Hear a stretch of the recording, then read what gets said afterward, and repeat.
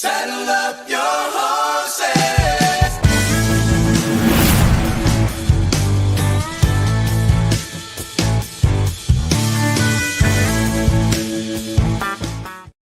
Pitter patter, let's get at her. It is another episode of the Mainly Broncos podcast, and we are excited to possibly bring you guys, should we say, another opportunity for the Denver Broncos to clinch a playoff berth. It's been they've kind of hit some rather big potholes so far to get there, but it is also the start of the new year, so we have a fun little segment that we are going to do with you guys here on this show. We are actually going to be, it's a lot of the same conversation that we've had, in the past on some of these shows. It's actually probably the best way to explain it. It's almost like a compilation of a lot of the different talking points that we've had over the course of this year, this last year. I got to get used to that. This last year, in 2024.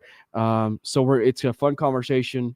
Let us know in the comments when we get to that point. All it is just going to end up being, if you were the Denver Broncos, what is your New Year's resolutions for this team? It's a fun idea, right? Because obviously as we're entering the new year, everybody talks about New Year's resolutions, right? Not just from a sports side of things, but just as we're entering, 2025, what are some new things, that we need to change going into that new year? So we're going to talk about that. And then, of course, the Chiefs game, that big and final Chiefs game, which is the determining factor, literally and figuratively, that the Denver Broncos might actually get to that playoff. So we're going to talk about that. Hit that subscribe button. Over there on YouTube, MHRT Network. If you guys are a huge fan, by the way, if you guys are a huge fan of our clothing line, we actually, or I should say our merch store, we actually have our merch store in the info description over there on YouTube. So Brandon, if you would love to have a lot of some MHRT Network, swag, or some more, mainly Broncos swag, should I say, feel free to hit up that store. Nonetheless, it's going to be an exciting show. So, and again, make sure you follow, obviously, of course, Brandon and I over on social media, Brandon Miller, Prio, and myself, Karen Parker, P.O. Brandon, how are you doing? Have you recovered since the Denver Nuggets lost, to the Brooklyn's mac and cheese that you and I had, when we were at the Nuggets game? I mean, are you doing okay? You doing okay? I'm doing well. I think the thing we've learned is that, as a podcast group, Matty included, if we watch the same game together, that team loses. So, whatever we have to do for the Chiefs, if one of us needs to not watch the game, I vote for Matty because he's probably going to be busy that day. I think I see that in his schedule is he's going to be too busy to watch the game. Mm-hmm. For anyone who doesn't know, all three of us went to the Nuggets game against the Cavs last Friday, and it was not a great game. It looked closer than it felt. It was basically a blowout loss. Super fun, but yeah, we can't all watch the same game at the same time because that team, every time it's happened, pretty much has lost.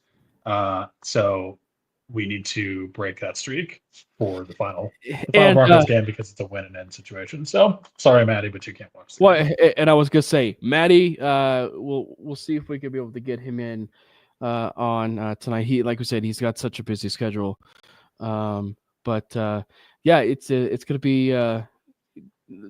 We should preface it this way: him going to that Nuggets game was just simply for Russell Westbrook's moral support. Yeah, that's the only reason. Yeah, but before we actually went to the game, he asked me, he's like, what jersey should I be wearing? Going up to that point, was my mind immediately went, well, you're certainly not going to be wearing an SGA, a Gilgeous Alexander jersey. You're not going to be wearing a Chet Holmgren jersey. Russell Westbrook is a Never Nugget now, so I feel like your safe bet is probably wearing a Russell Westbrook jersey. So he was He was there. all in, man. Every time, like he didn't care about what Yeah. was happening, like in the actual game. Um, all he cared about was, did Russell Westbrook make some kind of play? That was Yep, the only right. thing he cheered for. He didn't cheer for any of those 12 points Michael Porter Jr. scored in the first like 3 minutes.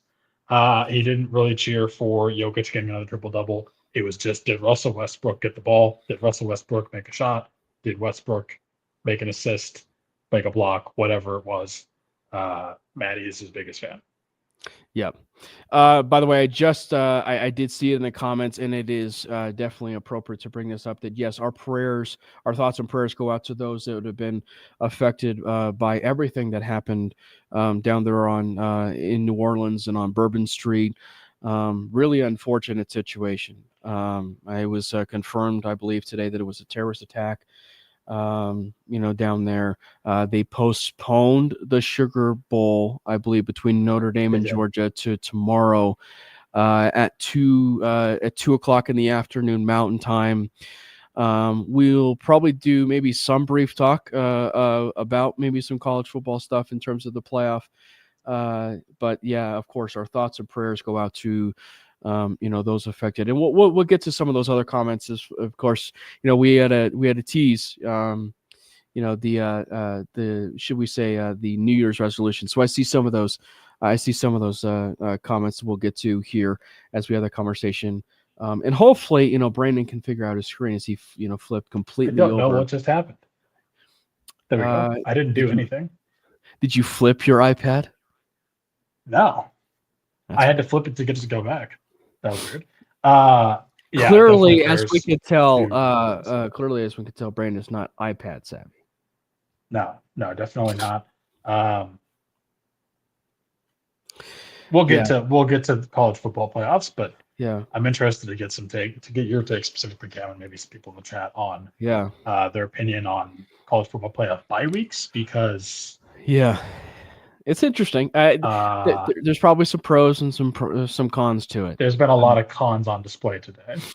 And I do see this in the chat as far as a certain player and position, should I say, that maybe the Denver Broncos need to be looking at. So we'll definitely be maybe looking into that as far as maybe a New Year's resolution. So we'll talk about him.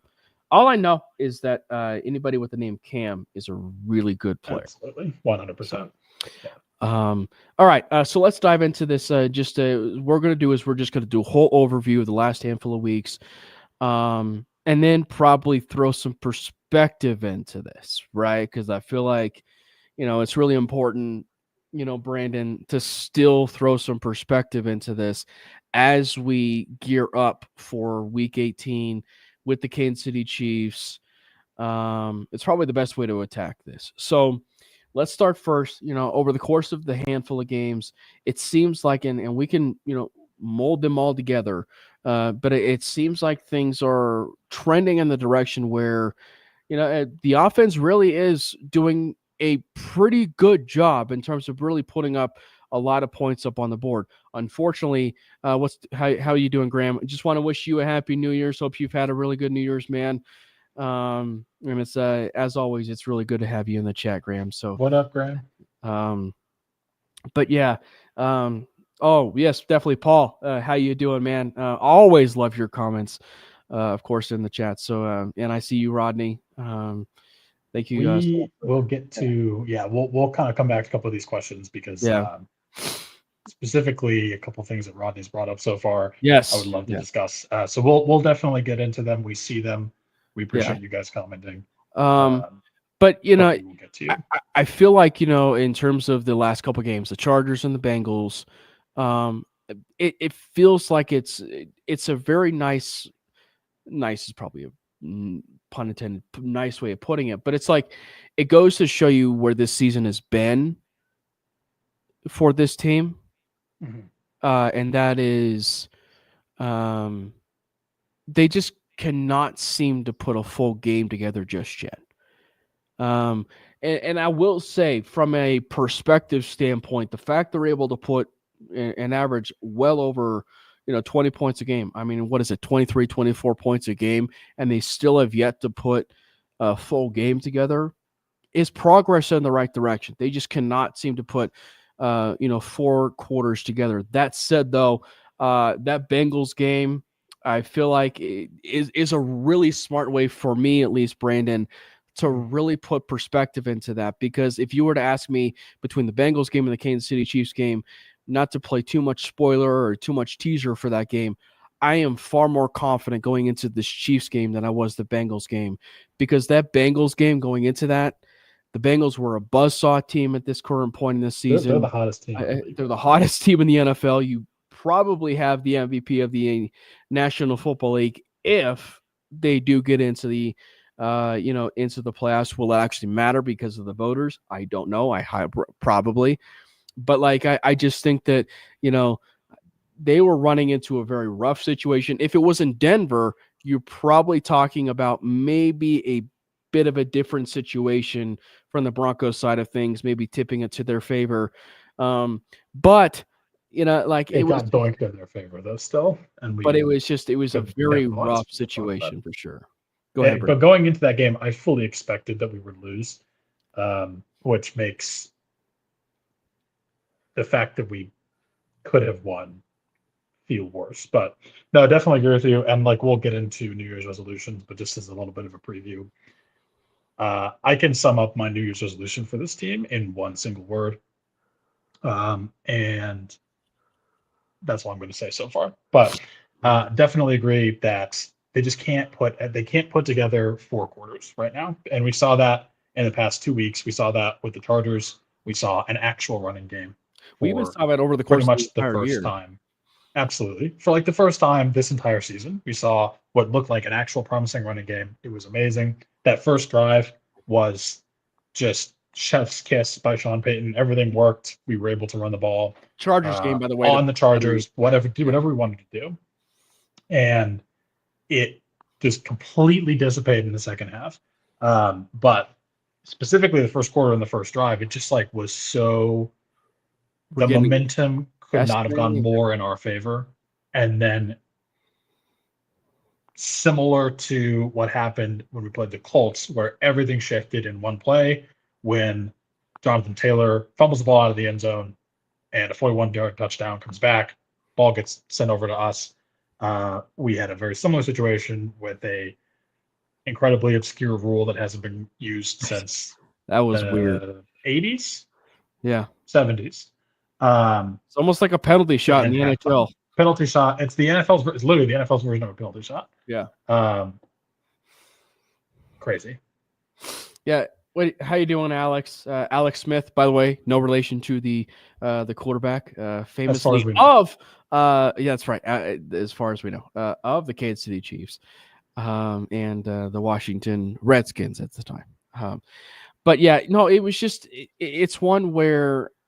Now to kind of flip it and to put the perspective on it, this doesn't change how far this team has come, in my opinion, Brandon, because like they so far have exceeded expectations.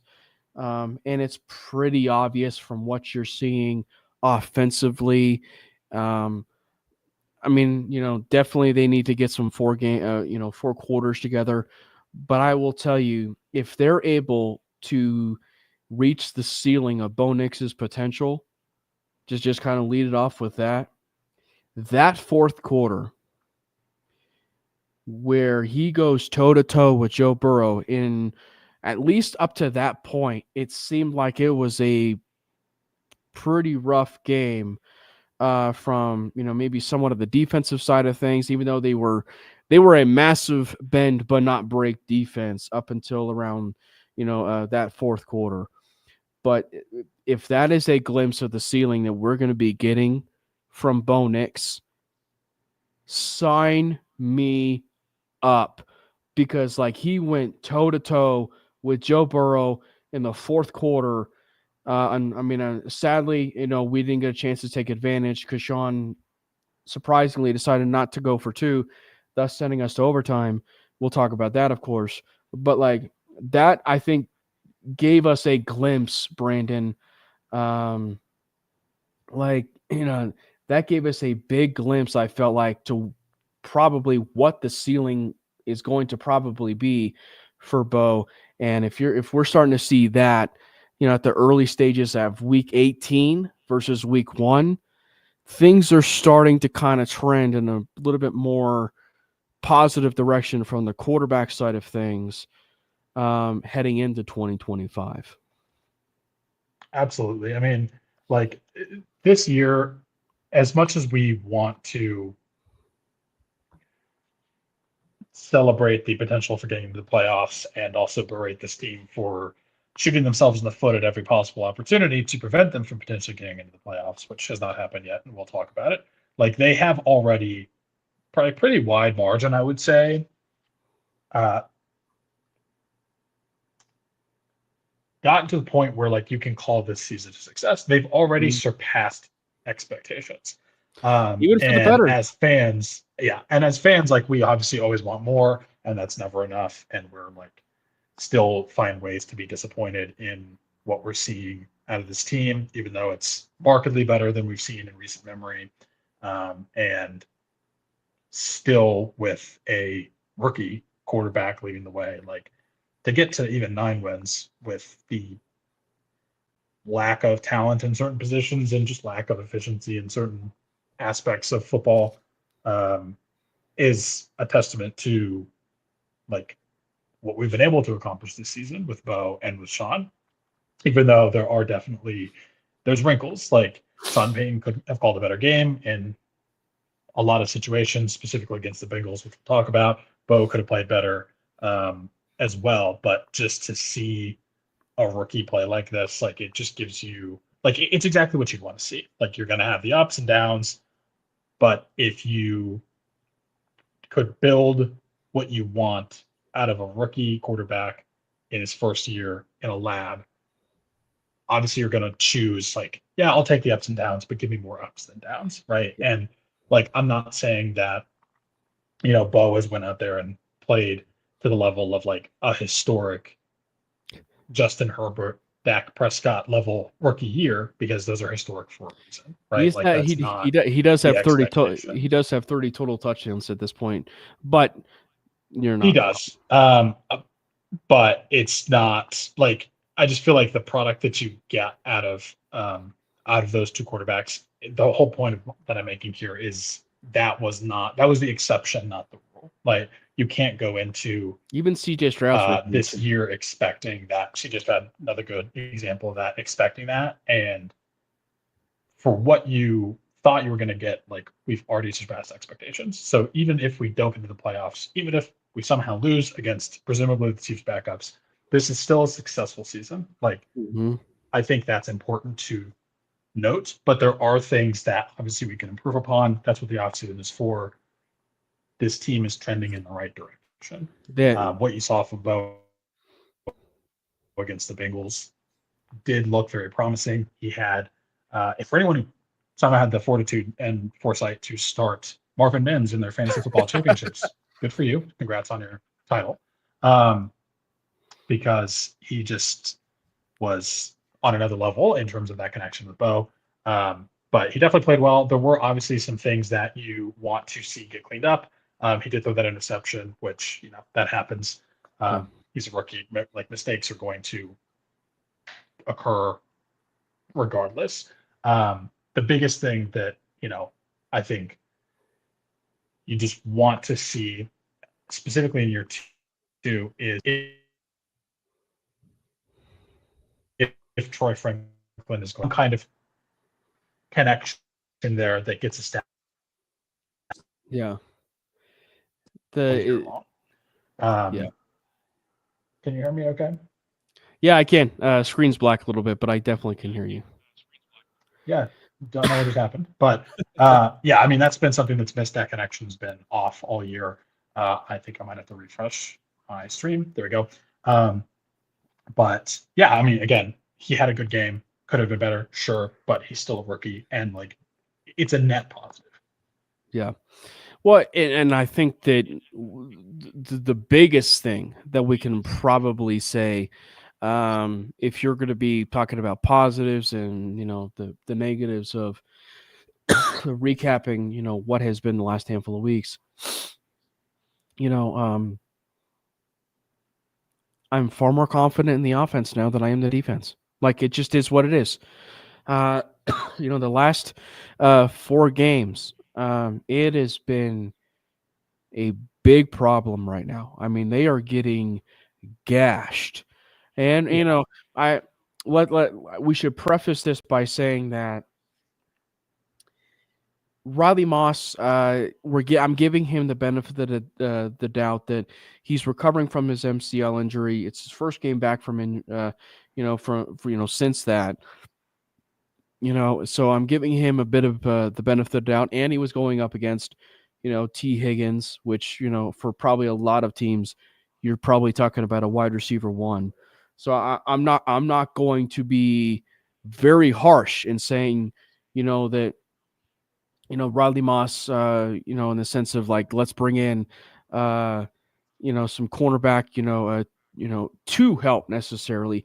I think you can always add, cornerback room because you can never have too many corners. That said, though, I think the weaknesses of this team is probably in that linebacker area. If I'm being completely honest and I'm looking at this team, not saying that this team actually misses Alex Singleton, but I think that where this team really lacks something, and it might actually tip a little bit to one of the New Year's resolutions I would like to see, but this team's really lacks athleticism at that linebacker position. Not necessarily the outside linebacker, edge rusher type of players, but just the players that are just the inside linebackers that are off-ball linebackers that can be able to cover, rush the passer, do really, any sort of things that they can at linebacker. They really do, miss that. They really do miss that right now. Absolutely. And it feels like we've been, unfortunately, having this discussion of inside linebacker being a need on this defense for years. I wouldn't be surprised if that's something that you see them try to attack in free agency with the amount of cap space that we're going to have. But you're absolutely correct. Like, there's just something missing there. And like Cody Barton has played better than expected, even though he's hard to figure out. Actually, he's hard. is like he has his. It's because he has his strengths and his weaknesses, like any player. And unfortunately, it depends on what you're asking him to do. We've seen him be pretty decent in coverage on occasion, but we've also seen him lack the speed to cover a wheel route effectively, right? But like that's kind of what you get from a linebacker. Like that's the constant struggle with how do you defend a tight end is they're too fast for a linebacker, they're too big for a safety, right? But yeah, I do think that you saw a little bit of a weakness get exposed there, specifically like from unfortunately Barton. He's been pretty good all season. He's a serviceable starter, but he's not great, unfortunately, and that's definitely something that we need to find a way to address if we want this defense to improve at all. Which it's funny because like going into this game, like I would have said obviously that the defense is the strength of this team, as it kind of has been at parts through this season. That's right. As we are used to kind of from a Denver Broncos roster, is that the defense always carries the entire team because the offense can't get together. And unfortunately, this game was kind of the opposite of that. Like there were some good plays that were made, but I mean, we kind of regressed on the defensive side over the past few weeks, specifically on the back to below league average, unfortunately. And there's a lot of things that can go into that. I mean, Riley Moss, first game back from that knee injury, I think you hoped that he would look 100%, but he was kind of getting torched. But I can't even really put that on him. He's coming back from a fairly significant injury. But there's just something that needs to improve there. And I don't know if it's personnel. I don't know if it's Vance Joseph. I mean, we saw this happen last year, where the first half of the year, The defense looks absolutely terrible. You have that historically awful effort against the Dolphins. And then he was able to kind of figure it out. He changes his personnel around a little bit. You get rid of a couple guys that just weren't fitting what he wanted to do, and he was able to turn it around. But and like, I mean, that was the big thing that led to that 5-game winning streak. The biggest issue, though, is like it was so unsustainable because of the amount of turnovers that we were causing, right? Mm-hmm. So it felt like you were seeing a vastly improved defense, and in a way you kind of were, but there was also a lot of luck involved. And so it was nice to see at the beginning of this season. It's almost the inverse of last season, where the beginning of the year the defense is pretty locked down. Riley Moss makes that jump from last season to be kind of what you needed in a cornerback too. Pat Surtain still best cornerback in the league. I've seen actually recently he's currently the leading favorite heavily for Defensive Player of the Year, which is awesome. But then you kind of get more into the second half of the season. Obviously, we've had some injuries, but the whole defense feels like it's regressed. So opposite of last year where it started poorly and then ended strong, we started strong and we're kind of ending poorly. And I don't know what is causing that. Yeah, and I saw Alex Smith bring up Drew Sanders. He's such an interesting one because it's like given with what we currently sit with the linebacker position, Justin Strnad, he played well for that stretch. Right? He played well for that stretch. A little bit of some games, but I think that where it probably needs to be a bit. At least experimentative, and maybe week 18 we actually get a chance to see this. But I would really like to finally get a chance to see Drew Sanders in a position that probably you and I, Brandon, right, have been wanting him to play, which is that inside linebacker position. And because like there was really that one play where he blitzed up the middle. It was a design blitz, and he came free up into the like right over the center, and he got Justin Herbert. It's a key moment of the game, and unfortunately, the offense didn't get a chance to do anything with that. But I would really like to see a little bit more of that because I think that when we talk about those off-ball linebackers, those off-ball linebackers, but also ability to cover, those very versatile type of linebackers. They really don't necessarily get a chance to see that. And obviously, we know that there are players that are currently on the roster that are very young that we might actually get a chance to see maybe at some point with this team.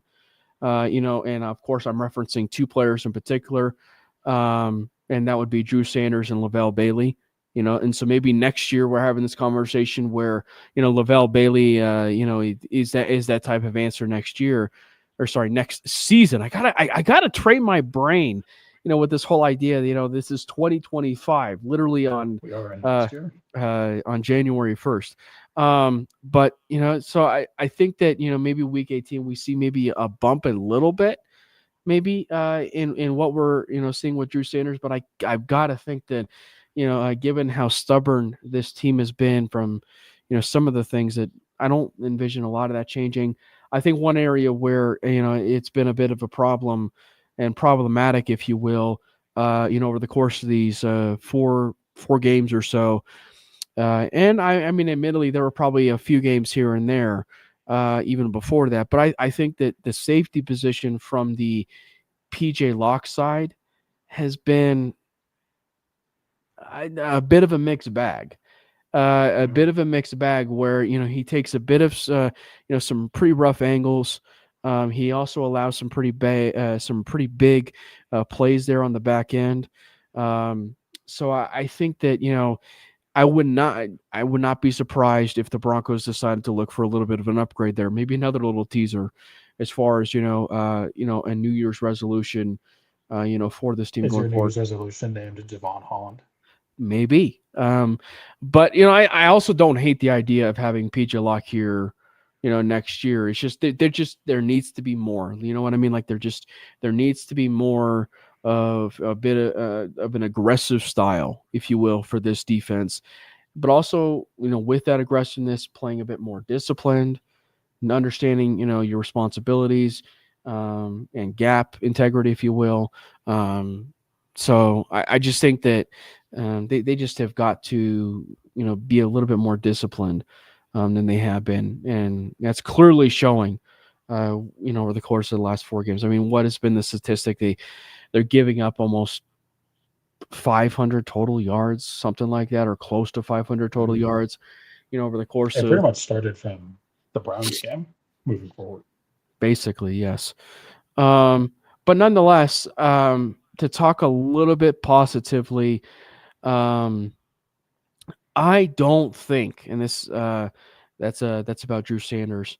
I don't think in regards to this Chiefs game, to go a little bit to this Chiefs game, Brandon. Anybody that is in the is in the comments or whatever talking about you know oh, the Broncos are gonna limp into the playoffs, or or whatever, in the sense of like they're gonna get in big, and Fall face forward. backups or fall forward, or basically like a Mickey Mouse, or what is it, Mickey Mouse run to the playoffs. That's kind of what they've always said. Look, they get in, and I think that kind of goes, to what you and I are saying in terms of the perspective, to put perspective on just this season as a whole. It's been a really rough 4 games, right? But I think that, and it's funny looking at the perspective of their last winning season that they had in 2016 to what they had now. They didn't get in 2016, but I think that extra week, which ends up in 2024, is probably what ends up gifting the Broncos the opportunity to do something they did not get a chance to do in 2016, which is actually get into the playoffs. But the reason why I use that comparison, Brandon, in 2016, they lost 3 of the 4 games remaining. And and you look at this game, and you look at the game against the Kansas City Chiefs, it is setting up. It is very much setting up to the point where the Broncos can actually come away with that victory. So it might actually end up setting up to where the Broncos might actually get into the playoffs by actually playing, the backups, of course, but finally having that chance and the monkey off their back and getting to the playoffs. Yeah, I mean, who cares how we get there?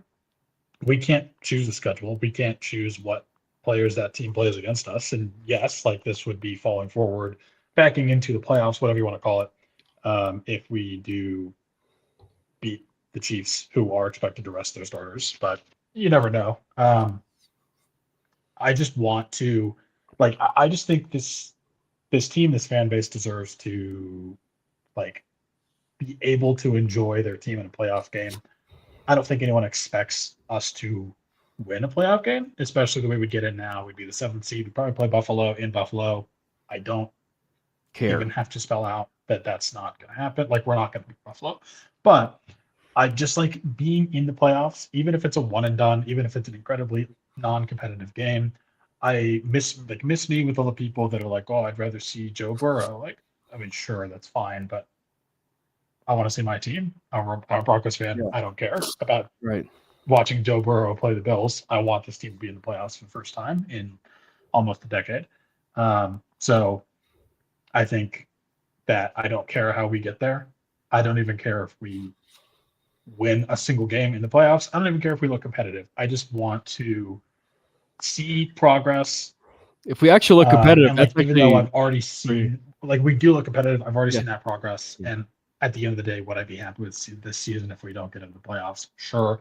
But I just think build momentum going into this offseason, build momentum with this team, build momentum with Bo. You get into the playoffs, that's a win. Even if you lose, even if you're bounced immediately, you get to go into this offseason with that high in the season on a high note. And now we can talk about what are we going to do to get back there next year? What are we going to do to improve? Yeah. So just a bit. I mean, this isn't even a conversation we'd be having if the last time we played the Chiefs, they didn't block that field goal, which was a mistake on our part. I mean, they exploited a very unfortunate weakness that they noticed on film, which is kudos to them. That's what you do. This is a professional sports team. if you make a mistake like that, they're going to see it and they're going to capitalize on it. But if we make that field goal, like this isn't even a discussion, we're already in the playoffs. So I don't care about how we get there. I just want to see it happen. It'd be fun. Wouldn't even care if we lost immediately to Bills. Wouldn't even care if they blew us out. But it would just be a fun time to be able to say, finally, we got back to the playoffs. We beat that drought. And I just think, again, for the team, it would be a nice way to end on a win and carry some momentum into next season. Spoiler alert, I actually do think the Broncos are going to win this game.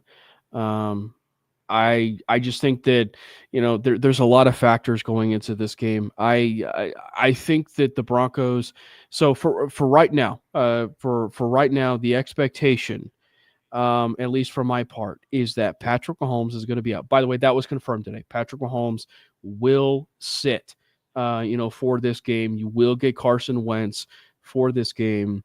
I would expect Travis Kelce, Taylor Swift's boyfriend, Travis Kelce to sit. Who? That's right.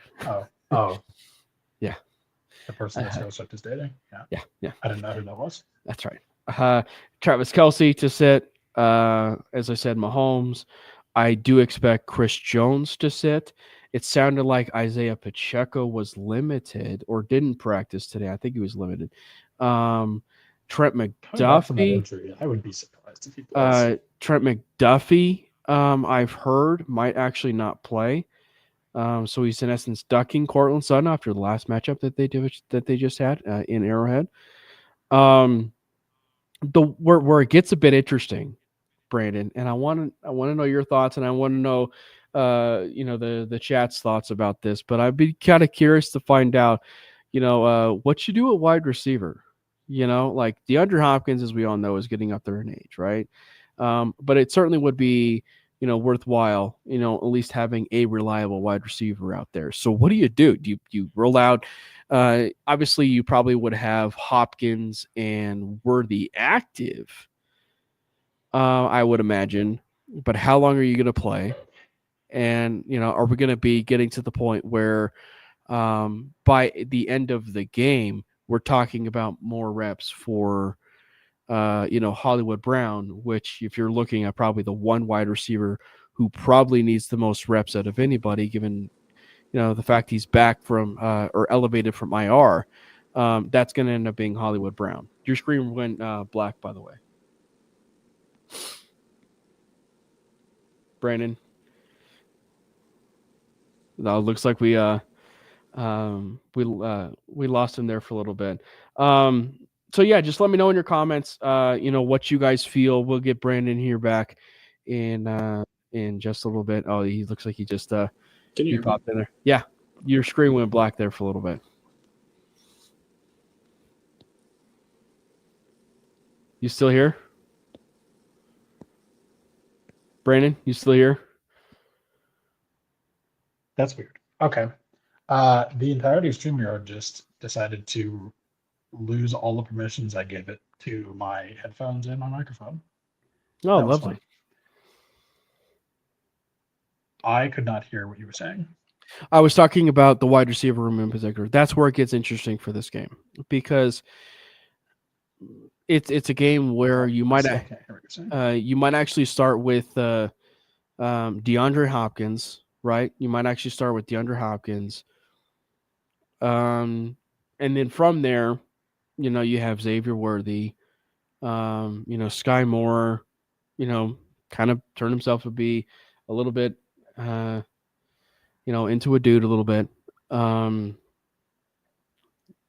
I mean a dude, not necessarily the dude, but a dude. But yeah, no, I'm very curious to see how they take it. Can you still hear us, Brandon? Can you still hear?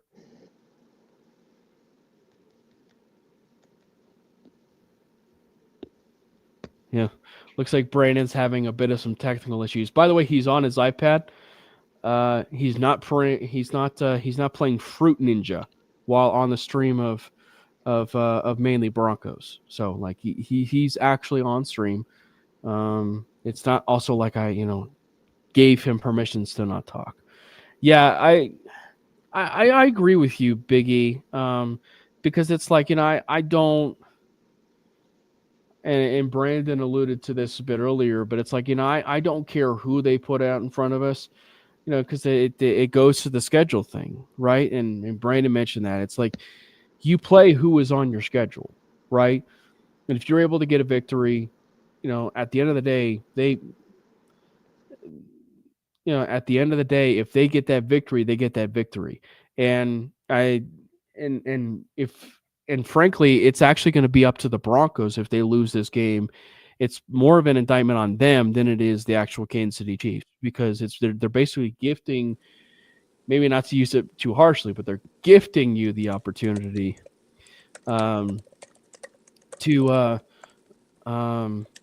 they're gifting you the opportunity to win this game. So I'm very curious to see how it unfolds from the starter standpoint, but it's one where it's setting up to where the Broncos ultimately have to, probably win this game. So we'll see if we can get Brandon here in just a little bit. He's still kind of working through a bit of some technical glitches, and as I said, he's not playing Fruit Ninja on his iPad, or he's not playing Angry Birds. At least I hope he's not playing, Fruit Ninja or Angry Birds. But as you can clearly see, he's on stream. We're just going through a bit of some technical glitches right now. But yeah, so let us know in terms of, like, when you look at this team and you look at, overall, what are some of the things that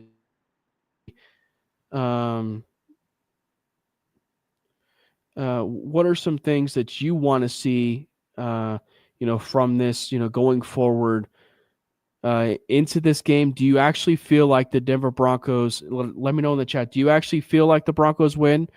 And if you do, feel free to chime in on like a score prediction, in terms of, is it going to be a close game? Is it going to be one where, the Broncos actually, actually come away with a loss, if you will. And then, so like, if you get a chance to actually, feel like it is a loss, and maybe you're talking about it to where it's 23-20, and it kind of, limps to where it, the Kansas City Chiefs actually get a victory. I think where it gets a bit dicey for me,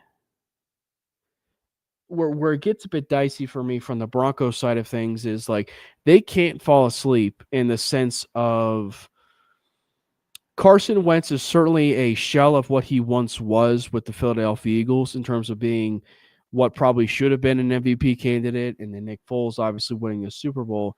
Where it gets dicey, where it truly gets dicey a little bit, is he is a former, like, going to the Super Bowl type quarterback, right? So, like, the Broncos can't fall asleep. They truly cannot fall asleep at the wheel. They got to play all responsibilities. They got to play, more attack mode, with Carson Wentz. Like, they have to be able to be on their P's and Q's with everything. And I see Sky dropping in with the 52-13 record. If they do that, I'm all for, possibly the momentum riding that into the playoffs.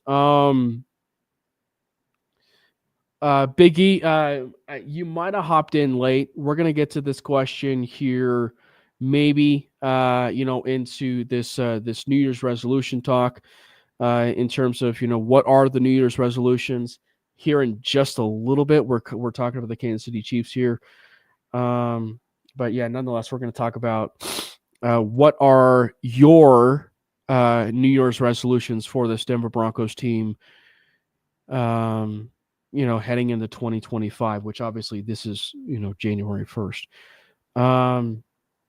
So I think that just they are almost limping, and I think it's fair to say that the Broncos might objectively be limping into the playoffs. But as we were talking about earlier, in terms of just getting into the playoffs, I think the best correlation when you look at this and you look at just the grand scheme of things as far as this season, like the best way to probably explain this is it's almost like bowl season.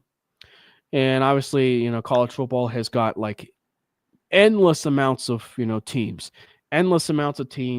and, there's only, an X amount of teams that actually get selected for bowl season. The reason why I use that example is bowl season allows you for extra practices.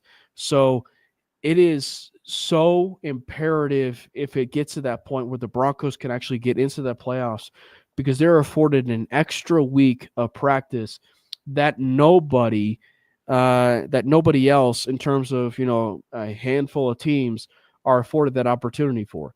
To have that ability to practice, and as a young football team, and having the ability to practice for a playoff game will do far more positive gain for this team than harm.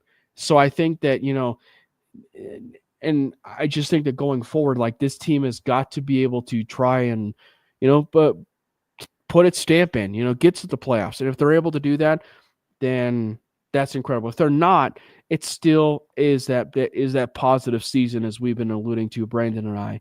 So it is still that positive season, at least from my vantage point, and it's something that I've talked about on this podcast before. They're 2 wins above the floor, right? They're 2 wins above the floor. I had them at 7-10.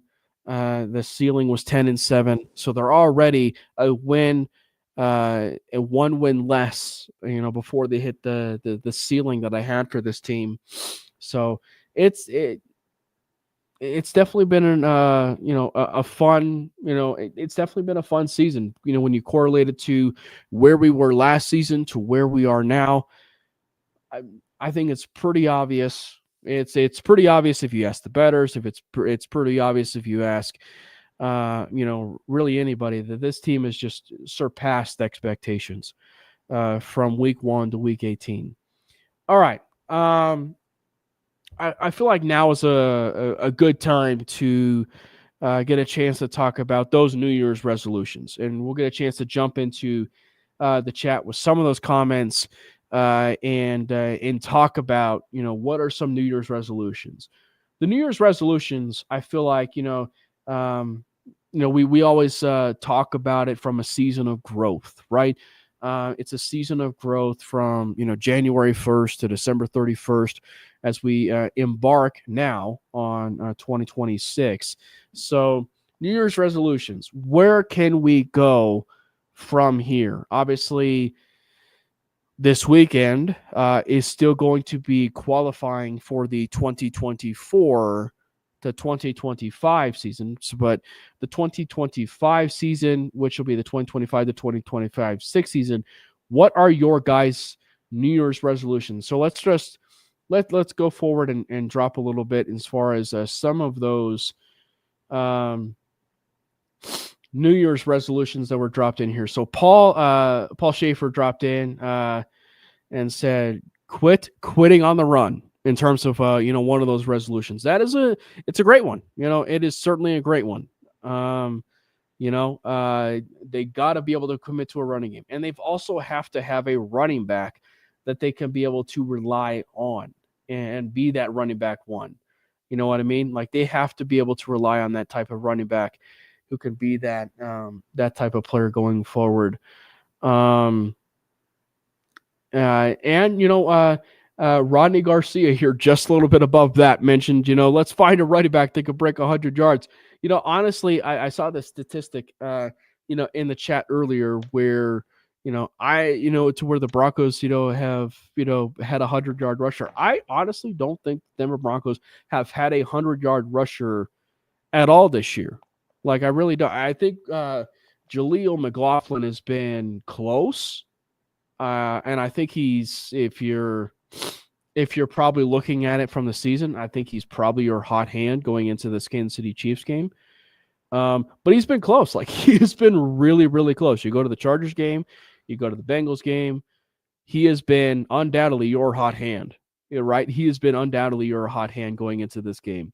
So it's going to be It's could be interesting to see, like, how they could be able to attack this, because I think that running back one and the tight end, right, and tight end is one where that's another one of those needs, and I think that it's such a fun conversation, and Big E chimes in about the tight end, right, or bringing in a tight end or the running back from Boise. The problem, unfortunately, with the Boise back is, like, he's gonna be drafted really, really high.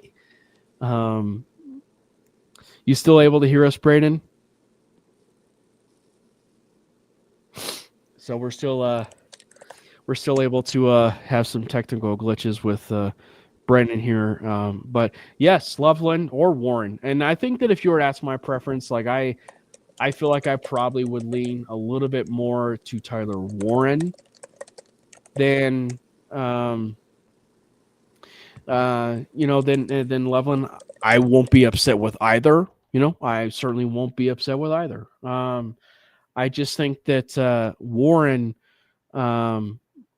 offers you just a little bit more flexibility, and I think that given with where Jim Harbaugh as a and basically, like, you look at the Chargers, I am having nightmares. To where the Chargers draft Tyler Warren and he turns out to be an absolute player. And obviously I know that, like, the Colston Loveland talk to the Chargers is going to end up being a bit of a thing.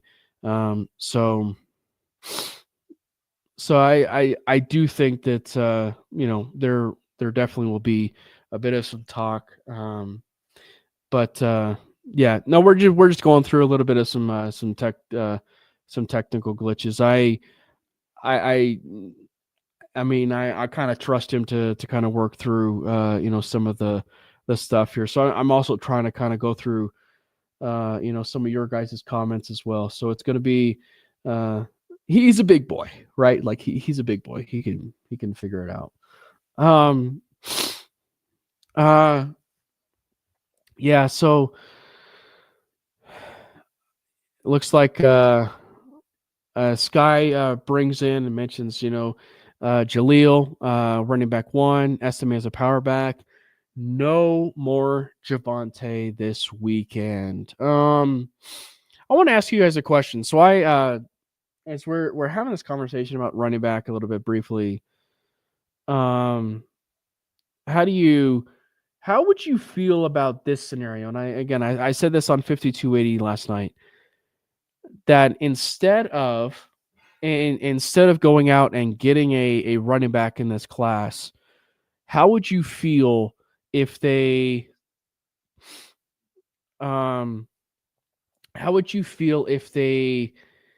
rolled with Estime as running back one, Jaleel McLaughlin, and Blake Watson as your running back three, if you will, on this football team? How would you feel about that? How would you feel if they were able to do something like that, to where you were talking a bit more about so the reason why I say that is because the Broncos draft class last year, or position wise, the tackle class was really, really deep, and this team did not do anything. Addressing the tackle. So what if, just for scenario's sake, they chose not to address running back and they rolled with Estime as running back one, Jaleel presumably as running back two, and then they had Blake Watson. Obviously no Javonte Williams, but they rolled with those guys. How would you feel if they did that? It's just a scenario that I'm ultimately playing in my brain. You better, Brandon? Dude, I don't know what just happened. I've never seen that ever. Well, you're here. Oh, I can hear you. Everything else worked. That was the weirdest thing I've ever seen. Okay. Well, that was fun. I think StreamYard hates Safari. Speaking of New Year's resolutions, I feel like New Year's resolutions would be, maybe not doing a show on an iPad, Brandon. Dude, it worked totally fine. I'm sorry. I'm so confused. I think it hates Safari. But yeah, so I don't know if you already said yours, but I'm just So kind I- of going through a string of them, if you will. Like, yeah. there's no wrong answer. So said earlier that like I could basically narrow this down to one word. The one New Year's resolution I would have for this team is consistency across like the entire team. And I know that can kind of be a tall order, but you talked about this and we've talked about this pretty much at the recap of every single game, the preview of every single game. It's all been about yeah, just talk with my hands. I should learn sign language. It's basically all been about like they can't string an entire game together. They can't string all four quarters together. We talked about that with the Chargers game, where it's not even that they abandoned the run. The run just stopped working. It was working perfect in the I first feel quarter. like they abandoned it perfect on some, the like first in drive. terms of like Audric Estime's side of things. They did give him less carries. That's true. But if you look at like the success rate of the run blocking that we were doing every time we called a run in that game in the second half, it just plummeted. And I don't know if that's because Jesse Minter made a adjustment. I think halftime adjustments get overblown anyway because there's not time at halftime to really make big enough adjustments for that. But you still can do some things based on what you saw the opposing team was doing in the first half. Like you are able to make some adjustments, and kudos to them for being able to do something that quickly, but it just completely fell apart. Yes, we did not still call enough runs. Like we didn't try to get back into the rhythm that we pretty much lost at the end of the half. But I just felt like the success of those just sort of fell apart. Obviously, with Julian McLaughlin being injured, who's arguably been our best running back on this roster this year. And we kind of saw that against the Bengals, even though he only had 10 carries. And that I do think was that I will put on Sean Payton. I don't think we gave him enough carries. I think we did abandon the run against the Bengals, but against the Chargers, I do think it was kind of like the success of our rushing attack just kind of flatlined and died. But I would say again, the one word resolution I'd say for this team that I have is just consistency. I think it's pretty much a foregone conclusion. You're going to see them probably draft at least one running back. I know there was a question earlier, I believe, from Rodney that asked about another Cam. That's right. In Cam's, is it Scatabo? Scattaboo. I believe Scattaboo. And he is an absolute beast. This running back class is just stacked. Like I would love to end up with him. I would love to end up with Caleb Johnson. I would love to end up with. There's so many running backs. You have a preference? I mean, obviously, it's really early. But do you have a preference if you were to look at a running back right now? Is saying Ashton Gentile cop out? Probably. That's such a good question. Because it is such a deep class. But I mean, it's just yeah. I would say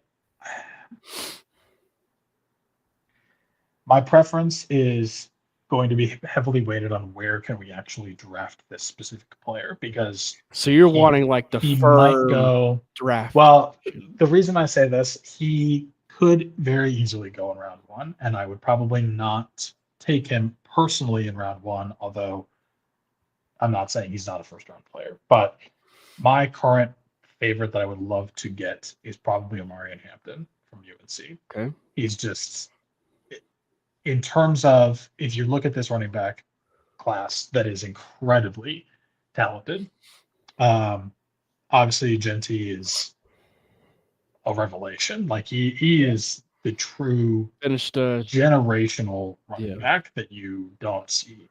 Finished 27 yards off of Barry Sanders. Yeah. Like he might be the best running back we've seen in don't even know, since probably absolutely since Saquon Barkley. You could make the argument he was better than Saquon Barkley. in Adrian college. Peterson, maybe. Adrian Peterson, that's a good comparison. Or not comparison, that's a good benchmark of like, Well, it who's the might be better? Adrian Peterson was the last time Who we is the better saw prospect in your such opinion? a Who's the better Adrian prospect? Peterson? No, Bijan Or- Robinson or Genty. Genty. I mean, Bijan is very good, but Genty is just better in every way. Genty is ridiculous. Obviously, he's at by far the top of the draft class, which says something. I mean, obviously, you don't even have to look at his Heisman-worthy campaign this year to say that, but with how stacked this running back group is coming out of college, Would you take two? He's number one. I would probably take two, but I would say I'll get back to that in a second. I would say Omarion Hampton currently is my running Draft back crush. two. He's the running back two. So like, if Genty is one, pretty obvious. I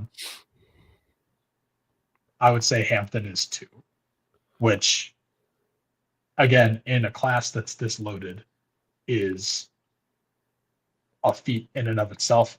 Yeah. I think he could go in the back end of round one. I would not take him back into round one, though. If we could get him in round two, I would love that. He's my current favorite. Bijan, a better prospect, and he's a better college back. We'll see. I guess you could. I mean, I'm not It's hard to say. going to say you're wrong, Yeah. because Bijan was an incredible running back coming out of college, but I think Genty is. He feels a bit. Bijan could be. Yeah. Let me say it this way: Bijan could have been probably the most physically gifted running back in Saquon. prospect in recent memory. Although I will say the second-year player in Detroit out of Alabama is up there, but Jahmyr Gibbs is who I'm referring to. But in terms of physical talent, Genty, though, I would say I just think he's a better running back. Bijan could be a better athlete, although Genty is also just ridiculous. But I currently call him a better prospect than Bijan. You can make the case for Bijan. Bijan is incredible. You can make the case for Jahmyr Gibbs. Jahmyr Gibbs coming out of Alabama was just, there's a reason he was the number 8 overall pick. But I would say currently my number two, and the player that I would love to get my current favorite pick for them at the running back position is Hampton. Yeah. I'm just afraid that we'd have to take him in round one, which I would not do. Yeah. But there's so many other backs. It's like, I wouldn't even be mad if we couldn't get Hampton, as much as I would love him, because there's so many. Scatabo I would love. Caleb Johnson I would love. There's just too many. But Hampton is my favorite. I feel like for me, Bijan is the best running back prospect for who he was since Saquon. I think Genty gets to be interesting because of who he is in terms of a running back type and running back style. Because he's such a he literally is a 3-down back, to where it's just like he is. I'm going to be a pass blocking back. I'm going to be a receiving threat of the backfield. I will fight for extra yards, the balance. He is just truly complete in that area. And, we really didn't really get a chance to see that probably maybe since Adrian Peterson, in terms of coming out. But by the way, as far as maybe some of the other New Year's resolutions that I would file away, possibly maybe as a New Year's resolution from some people. And I think this point here is something that's been kind of on my mind in the last 4 to 5 weeks.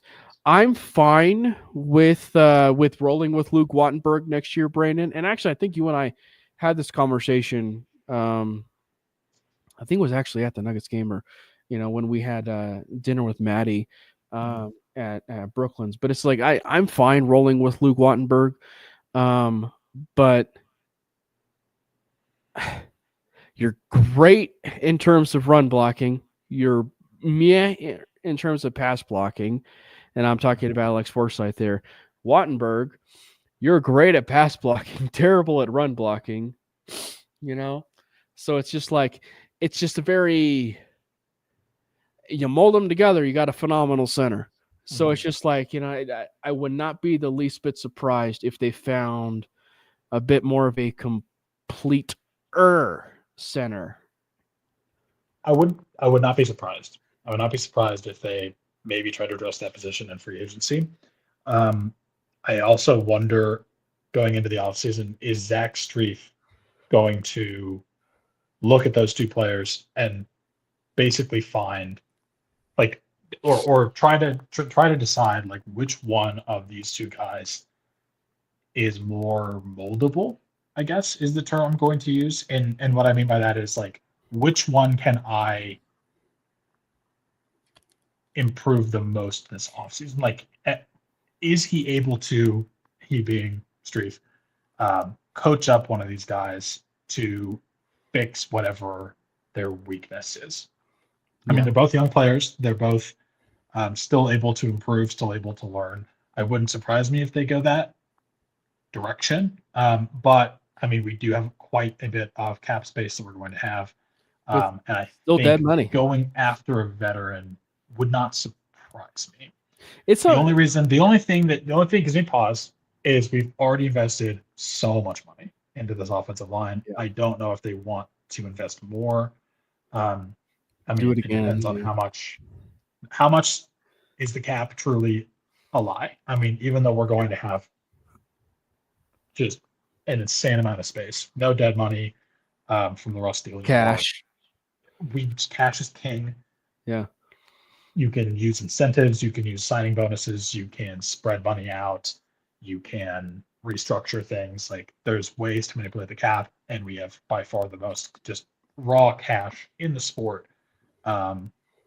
Arguably in any sport at any level.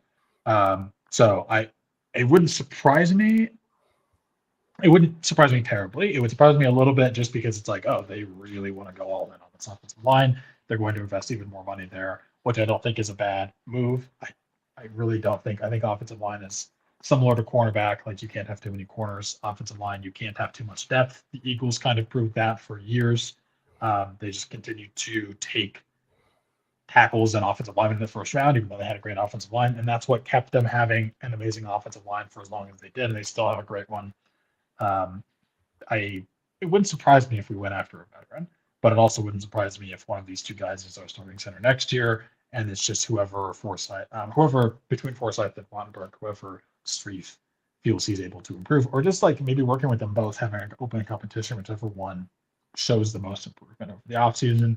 It's also possible that they get into the offseason, they're working on it. Neither of them really show much improvement, and they decide, yeah, we're going to go get a veteran, and they are both decent backups or even just swing offensive linemen. So that wouldn't surprise me either. I don't know what would happen, but I wouldn't be mad. Obviously, I don't know what happened. I wouldn't be mad if we did decide, hey, let's upgrade the center spot. It wouldn't terribly surprise me. It's just the only thing that gives me pause is we already have so much money invested in the offensive line. Yeah, we did have some people chime in terms of the New Year's resolution. We dropped it in terms of on our Twitter account over there on Mainly Broncos, and we did have some people that were chiming in, and looks like it was Blue Arrow. Blue_Arrow 27 said, get Bo some help. We also had Stephen Curtis chime in and say, make playoffs, find a guy for Joker role Kamara played, sign, draft a tight end who is legit threat in the passing game, add a slot wide receiver who works the middle of the field, upgrade linebacker somehow, upgrade safety too, a lock a better safety, move Mims in a Debo role. And then we had Yankee Focus talking about make the playoffs this year in terms of I guess you could call that in terms of going into Sunday's game against the Kansas City Chiefs and make the playoffs and win. Play a respectable game against the Buffalo, the wild card. Find a legitimate starting caliber running back and tight end. Draft Emeka Egbuka, Omarion Hampton, Tyler Warren, Colston Loveland, or Malachi Starks. We didn't get a chance to talk much about Malachi Starks. Don't just cut Sutton. If you can't move him, keep him unless you find a real replacement. Improve depth at corner, safety, linebacker, and center. And then we move forward with Respect My Co's. Drops in and he says, find a run game. Should be everyone's number one. So, and I think that that's a really good point because I think that everybody, mentions about please find a running back, right, Brandon? But find one that is a true running back number one. It's someone that we don't necessarily, can have Jaleel be in and split the snaps and, possibly be a running back. Truly, find your bell cow. Yeah. I don't care where. Ironically, unfortunately, actually, rookie Devontae. That's what we want. Funny enough, that level of you can give him 300 carries. And then he says, I don't care where it comes from in free agency, but draft or trade the heck in terms of all three. Marvin Mims takes a step in terms of his route running development, which, by the way, a brief statistic, in terms of Marvin Mims and just in terms of how he's just taken off and blossomed since the midway point of this season. He is almost, Brandon, this is just shocking. He is almost at 500 yards receiving to finish the year. If you told me that at the beginning part of the year where he literally only had 56 yards receiving, I would have laughed at you. And now he's at 425 yards. So he's a legitimate shot to end with 500, which I mean, is that a lot of yards for wide receiver? No. Is that a lot of yards for what we've seen from Marvin Mims so far? Kinda. Yeah, but it's actually a lot of yards from the stretch of games that we've been seeing. Because if you add that all up to a full season, you're talking about two wide receivers, Sutton and Mims, with close to 1,000 yards receiving. So it sounds a bit like a hot take to a degree, but and it's not a take, but the way that Mims is performing at the tail end of this season right now, he is putting much of an audition tape to where he's auditioning to possibly be a wide receiver too if they don't do anything. If they don't do anything to be wide receiver two for this team, along with Cortland Sutton. And then obviously, Respect My Co's ends this with Emeka Egbuka, no matter what. Did you write that on a sticky note? Yeah. JC Nunez basically just has it as a whole and says weapons for Bo. Also, Mark Luis says roster a tight end that you can design a play for on 3rd and 6 with the season hanging in the balance. I just picture Tyler Warren on those those toss plays the fake toss play action plays that they've been running, which you do that with Tyler Warren. Oh, chef's kiss, man. And then we had Denver D. Mark chimed in and said clinch a playoff berth for the first time since the Manning days and attract free agents that want to come to Denver.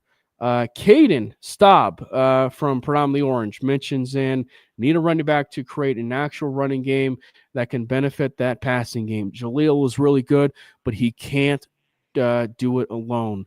Linebacker help also, and maybe, Singleton actually, fixes that. And obviously, wide receiver and tight end. Matthias, mentions maybe getting both. This is spicy. Getting Luther Burden and Colston Loveland in the upcoming draft. If they do that, Brendan, you might not see me for a month. I mean, crazier things have happened. I expect both those players going round 1, and I I at the very least don't expect Luther Burden to last to where we're picking.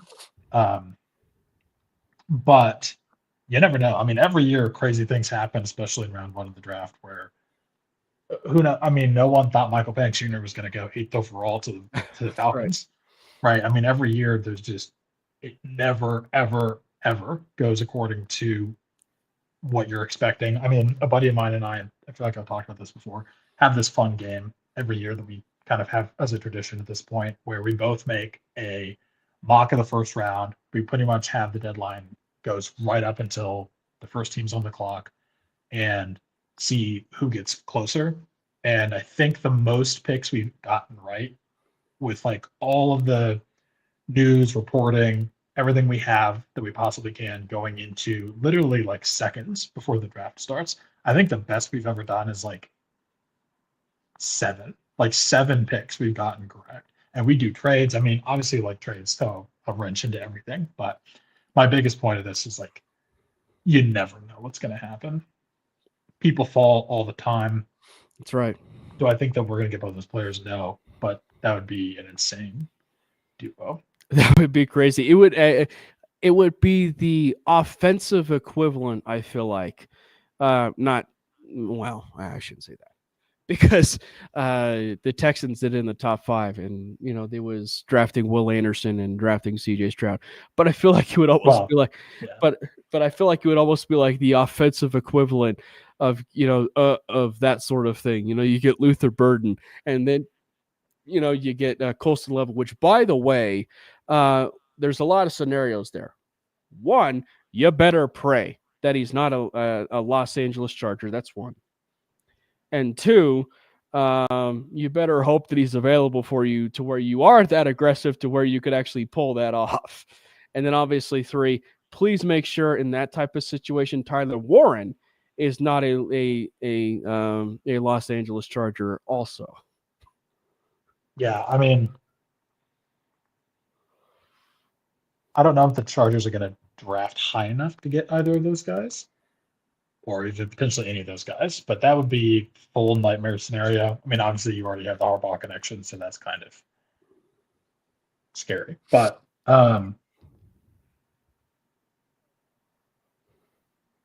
unfortunately, like I'm worried that as much as this draft class kind of fits with the needs of our team, it also sort of fits with the needs of the Chargers team. But anyway, like, they kind of need a running back, even though J.K. Dobbins has been good. Who knows what his health looks like. They need a tight end. They need a wide receiver. And it's kind of a good class for all of those positions. So as much as that helps us, it kind of also helps them. So that sucks. But yeah, I would be happy with. We're obviously coming out of this draft class with a running back, a tight end, and a wide receiver. Like, I don't know. Confident in that. Crazier things have happened. Crazier things have happened. Obviously, we don't know who those players are going to be, but I do think it's pretty clear we're all on the same page of what the needs of this team are. I have seen some people in the chat, though, talk about how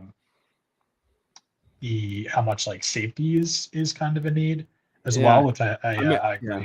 I mentioned that we mentioned that a little bit with PJ Locke. You talked about that with PJ Locke. I think PJ Locke is a great depth safety. I think we just need something else across from Brandon Jones. Brandon Jones has been very good this year. We need, like, I don't know what it is. We either need, I think we just need a guy that is kind of the thumper, almost a Kareem Jackson-esque when Kareem Jackson was in his prime as a safety, across from Justin Simmons. But I do think the safety room could use some improvement. I will say, though, I do absolutely agree with Rodney about at some point, Bo connecting with Troy Franklin on a deep pass. Just please, I need that to happen just one time against the Chiefs. I don't care if you miss every other shot that you take with him. That will feed families. But it's just been just so nerve-wracking and frustrating to see that just Yeah. be missed every single game. And I get that they're both rookies, but Mhm. Yeah, the way I would preface it, and actually Sear, the legend himself, Sear Benninger, in one of his resolutions, in replying to us, does mention Bo Nix and Troy Franklin spending time together in the lab working on timing, and he's talking about the offseason. Man, they've got to work on those deep passes, but no, yeah, and I will say, they. If it was probably anybody else, I would feel worried. You know, but the fact that they play college together, the fact that they've had all that time together, I'm not worried yet. But like maybe after this next year and we're still having this conversation, you might want to put me down for a bit worried after that point. I mean, it's very timing based. Yeah. I do think the ball was a bit underthrown in the Bengals game. It's also possible that. What's that? And also, I think it was actually some fan mentioned about how Franklin was actually trying to slow down and kind of speed up, slow down and adjust and ball track to the ball. And I think that that's just one that's just going to come with reps. And the more you do that, it's just how can you keep your speed while also ball tracking. 100%. And like that was the other thing I was going to mention is I think that these Franklin was running quicker than Bo expected him to be, and then he had to kind of adjust his speed a little bit there, and obviously it didn't line up well. So I couldn't agree more with Sarah. Like they need to get working on that in the off season. I'm surprised they don't already have that connection from college, but again, they are both rookies. Yeah. Specifically, more of I would say that's more of a concern for me. Not a concern, but like I think Troy Franklin just clearly has shown that he could work on some things. There's a reason he fell, even though he seemed to be a highly rated prospect coming out of college, coming out of Oregon last year. And he was kind of a hit or miss, boom or bust guy when he was drafted. And he's sort of just shown why that was a fairly accurate analysis of him this year. I think you need to see that develop more this offseason, 100%. I do think it's possible. Again, I'm assuming we likely draft someone. If we keep Sutton around, Mims continues on the projection that he's going. I'm not saying that. I mean, and Tez Johnson, I'm just assuming will probably be a Bronco. Obviously, I don't know for sure, but I'm just wondering, like, if they don't get on the same page there, Troy might be out of opportunities. I'm not saying he gets cut, but I don't know how many snaps he's going to be playing in what seems to be like it could be a fairly reworked wide receiver room and have some new weapons for Bo to throw to. So I do think they need to work on that and they need to get that going. Jolene, friend of the show at Uganda's Joy 01. Make sure you follow her. She's a great follow. She says resolve to weaponize the offense and upgrade the offensive line to utilize the run. If I'm reading between the lines there just a little bit, I would venture to guess that she's maybe talking about the center position.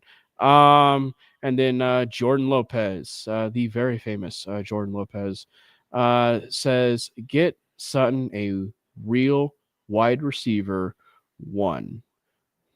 So, and getting to some of the other comments. So as we're kind of catching up there, I do mention that Rodney brought in what Sayer was kind of talking about there, and what we just talked about, the deep connection between Bo Nix and Troy Franklin.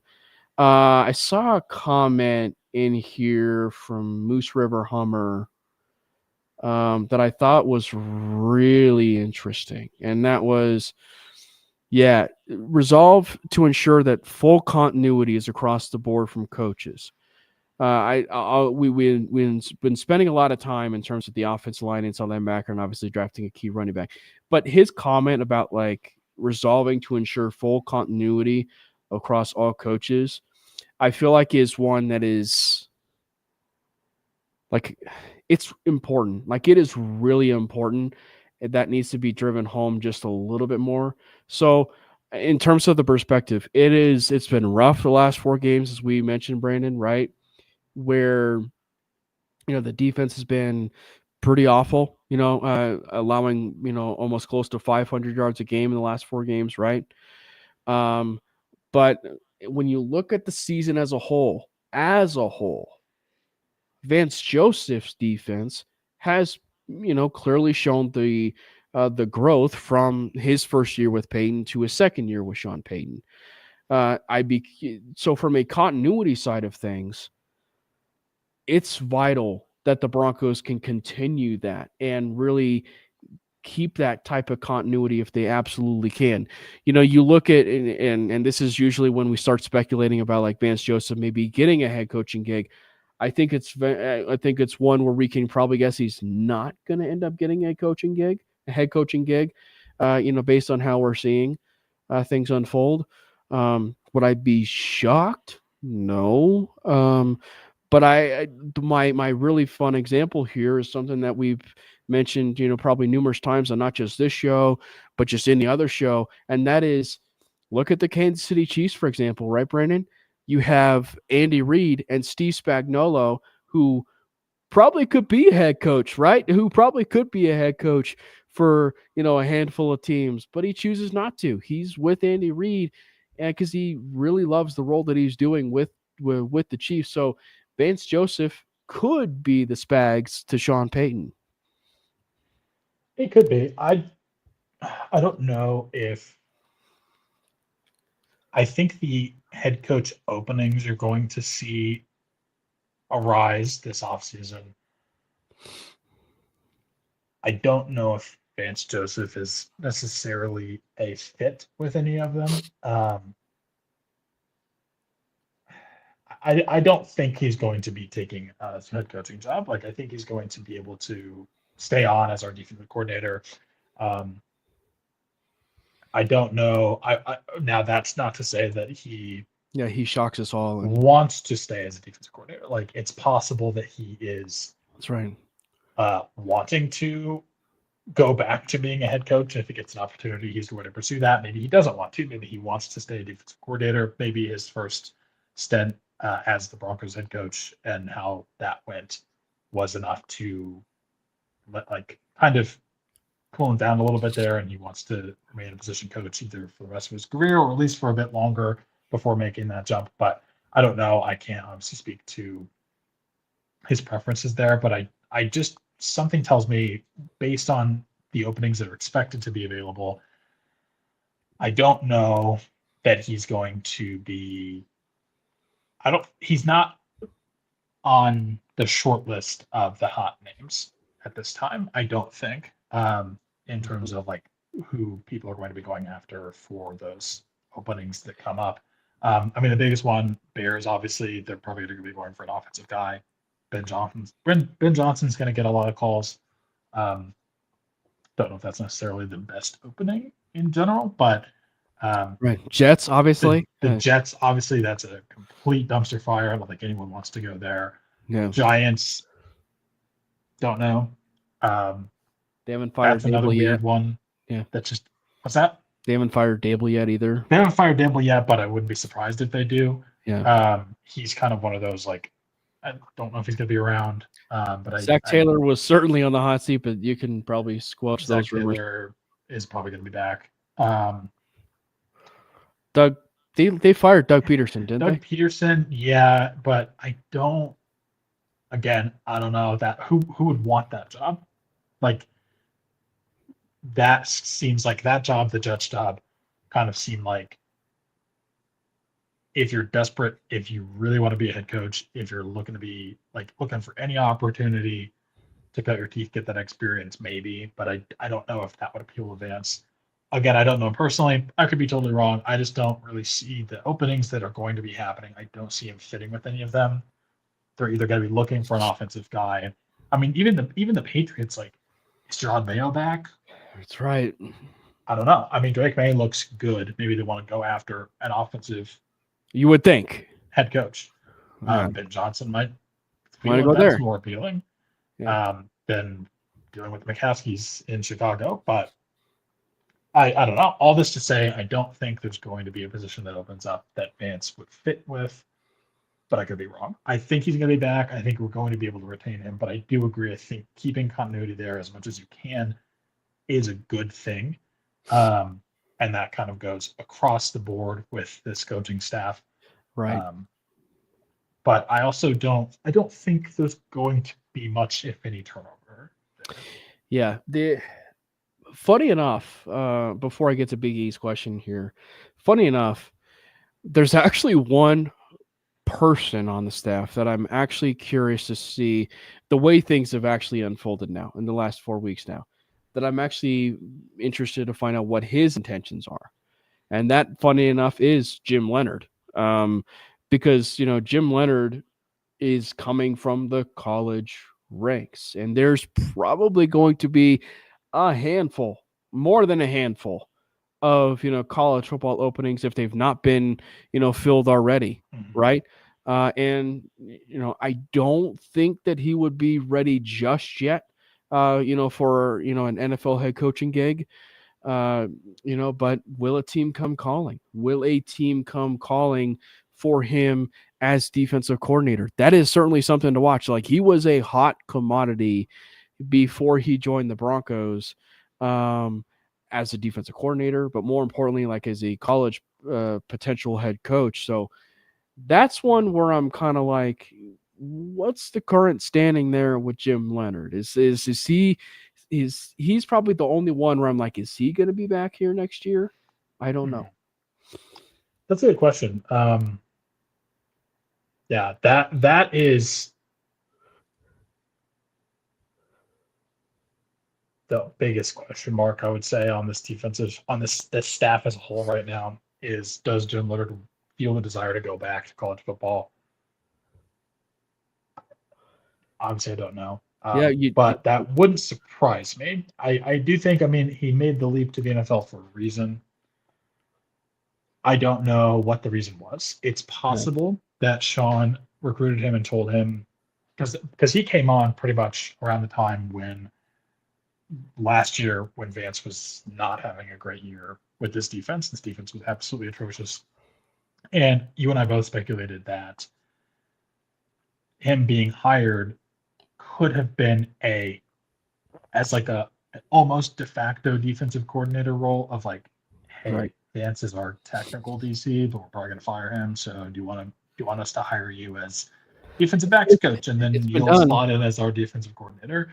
And obviously it didn't happen, and we kept Vance, and it could be that maybe we decided to roll with Vance Joseph being our defensive coordinator in the future, and that Jim no longer had that opportunity and decides, well, nope, I'm back to college. Don't know. Yeah. Biggie asks, is there a team out there that's going to be available for a head coach that you would like to go coach for if you advance Joseph? Or if you are Vance Joseph, I imagine. If you are Vance Joseph? Yeah. Ooh, that's a good Well, question. I think the biggest thing that I would probably say, and obviously Vance Joseph was, the head coach for the Broncos. That was his lone gig. But I would say security, from top to bottom, and ensuring that the foundation is all set and ready for you, to be that type of guy, that you can be the head coach for, and you can see yourself being rather successful there.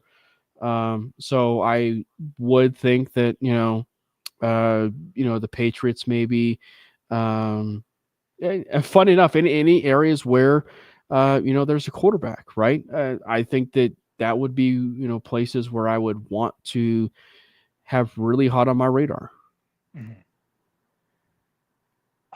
I don't know. I don't know if there's a team out there that's going to be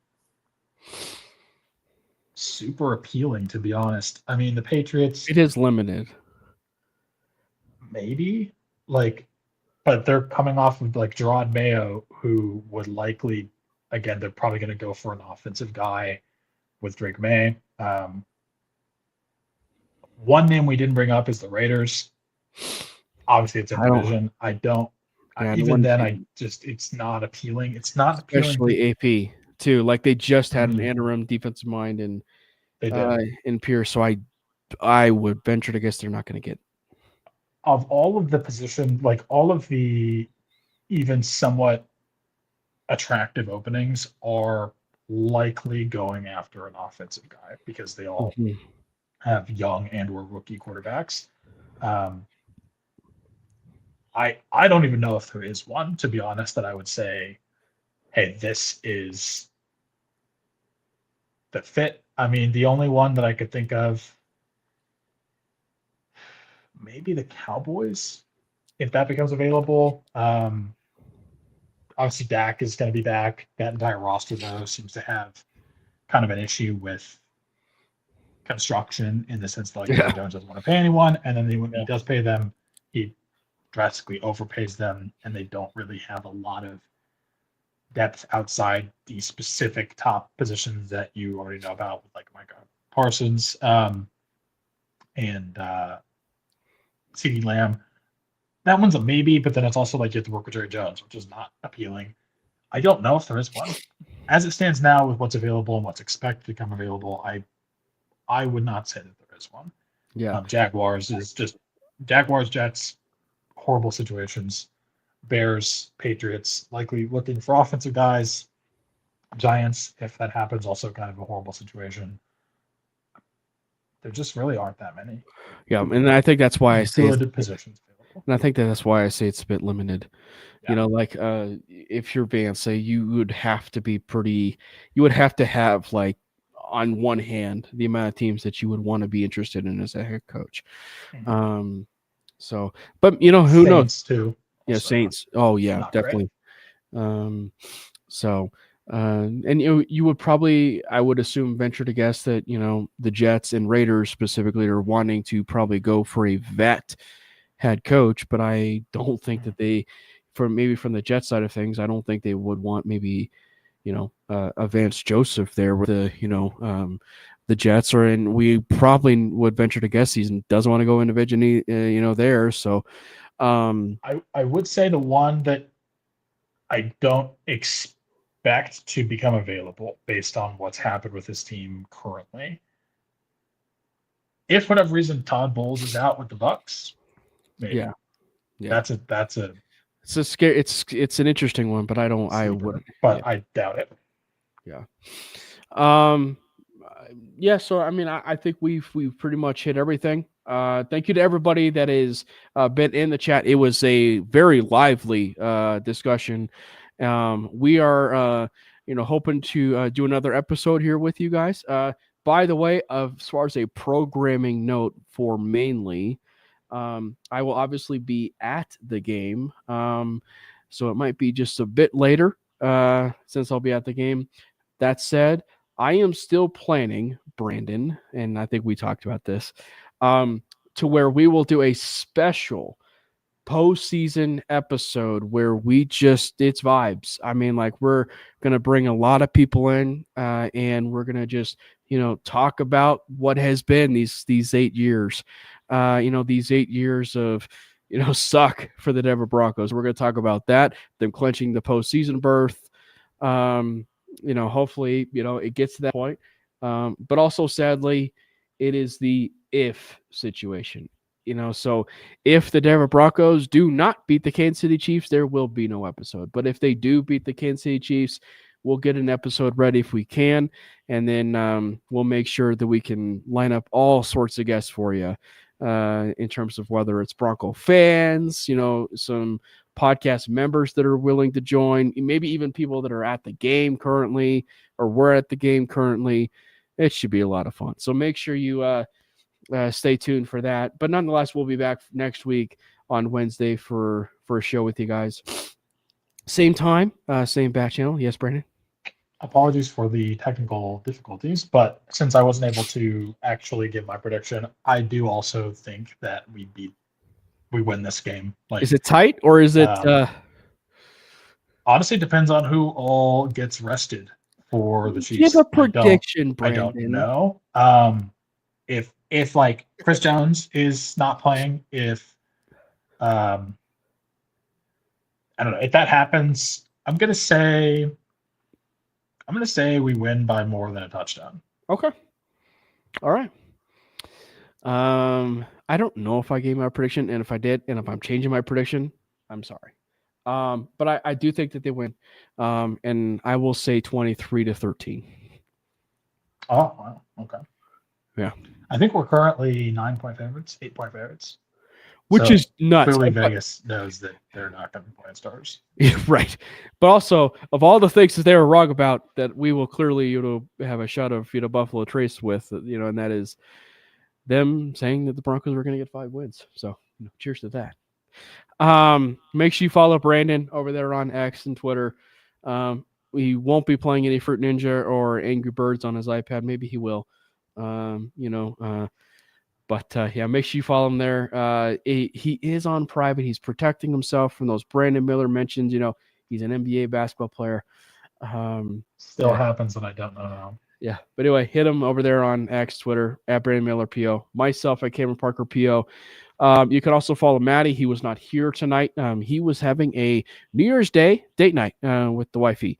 You can follow him at Matty Mulls Pod. He does a basketball show called Topic Thunder, as you would expect. It's about the Oklahoma City Thunder. So make sure you check that out. Again, this has been a phenomenal show, and we will see you guys next time for another episode of the Mainly Broncos podcast. And remember, let's go Broncos! God bless Bo Nix! Fast lane when I pass in the street, bag of money in the passenger seat. Tempo's been asking for me on the road from the west to the east. Way up, I might never come down, cause the coast racking up the flame out. So high, I might never come down, so what, this is my lifestyle.